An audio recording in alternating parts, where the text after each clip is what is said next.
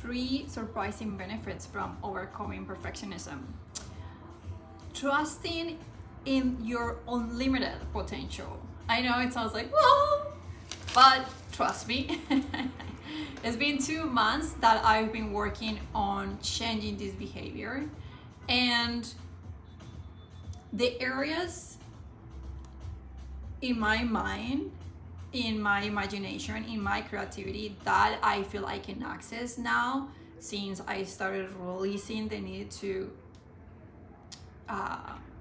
make things perfect, it is incredible. I want to explain a little bit what happens if you're not familiar with how it presents perfectionism. I want to break down a little bit of what's happening in your body, in your mind, when you are a perfectionist. And the thing is, I want to say that most perfectionists tend to be either anxious or stressed out people. There's not a way that you are a perfectionist and you are in this very relaxing state. You're not a chill dude or do that if you're a perfectionist. For the most part, you're tense. You know, you need things to be perfect. So you want to make sure that you get to do that, right? So that means your nervous system is dysregulated, and everyone experiences anxiety and stress in different ways, but I would say for most part you are tense, right? And when our bodies are tense and our brains are, so our bodies feel tense, you know, we're just like contracted, and our minds are just racing,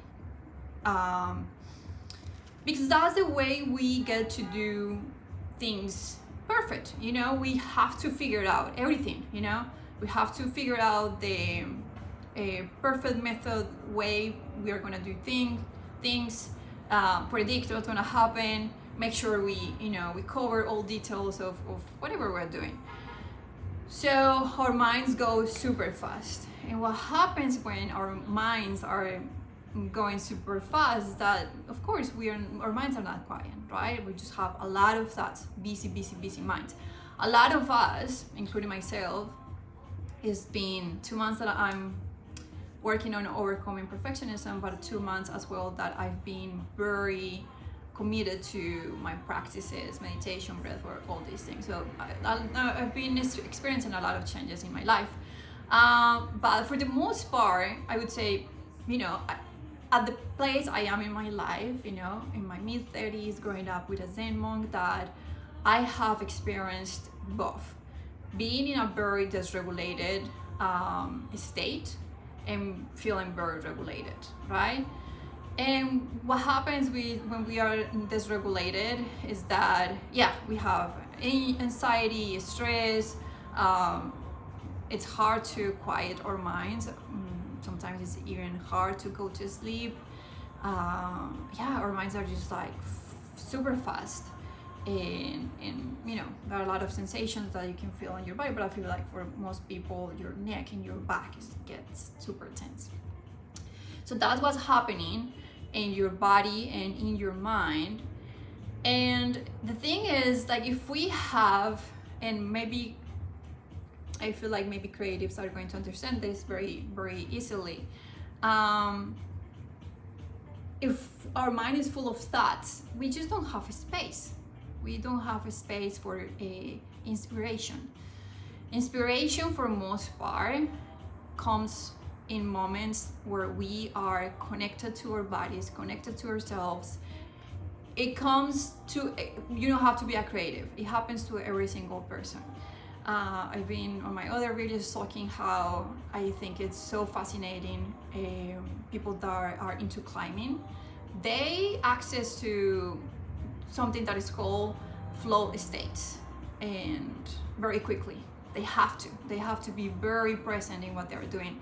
And when you are in those states and you get, I'm going to give a few other examples. You can access to those states by cooking, listening to music, playing instruments, painting, doing creative projects, many ways. Even when you are, on a walk and you are just present with your body, meditating, of course, breath work. So in those states, usually what happens is that your mind is very quiet, right?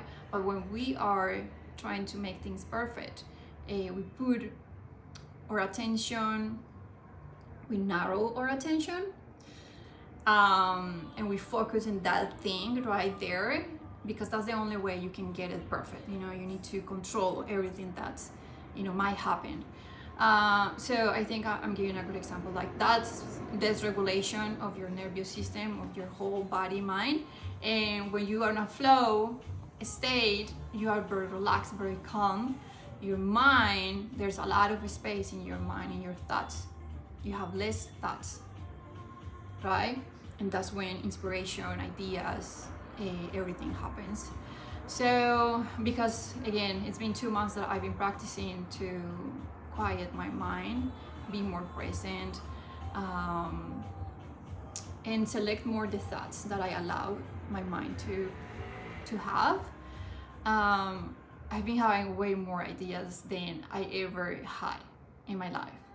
Like, I feel bombarded sometimes. It's just like an explosion of ideas and connections between things. And so, yeah, unlimited potential. That's your only unlimited potential. And I want to say it's 2 months for me.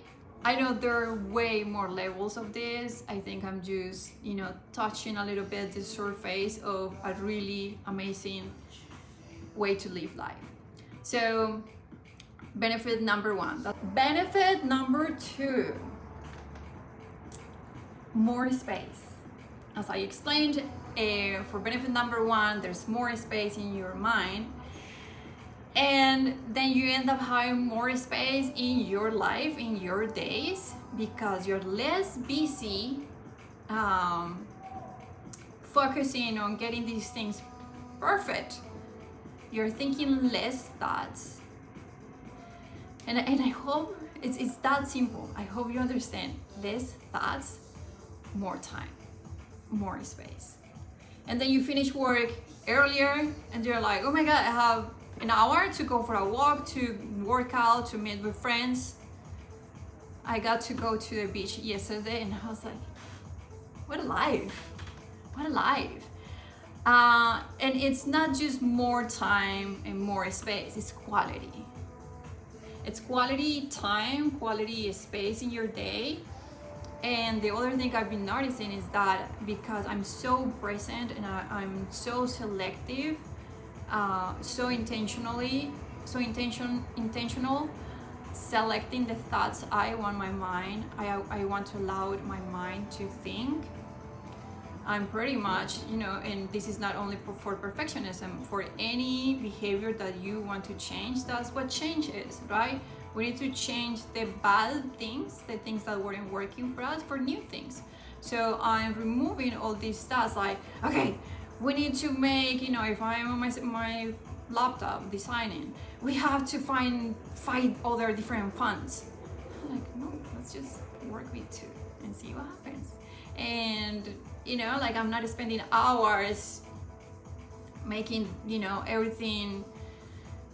I don't have that expectation anymore. I'm getting lost in this story. I'm sorry. So, because yes, I'm intentionally being selective with the thoughts, the new thoughts I'm allowing my mind to have, allowing thoughts. So the quality of your day, I feel like it's been only 2 months and I already feel like I love myself. Well, I'm cheating. I'm telling you the third one.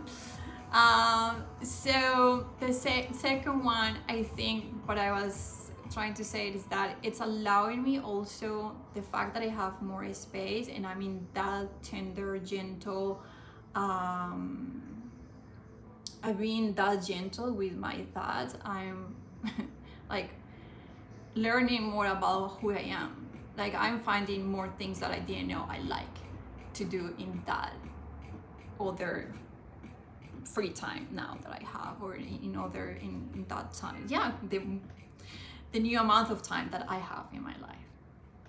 Okay, so third one, I already say a little bit about it, but the third one, it's more another level of self-love. And after explaining the two first ones, it's gonna make a lot of sense for you. It's almost like a garden.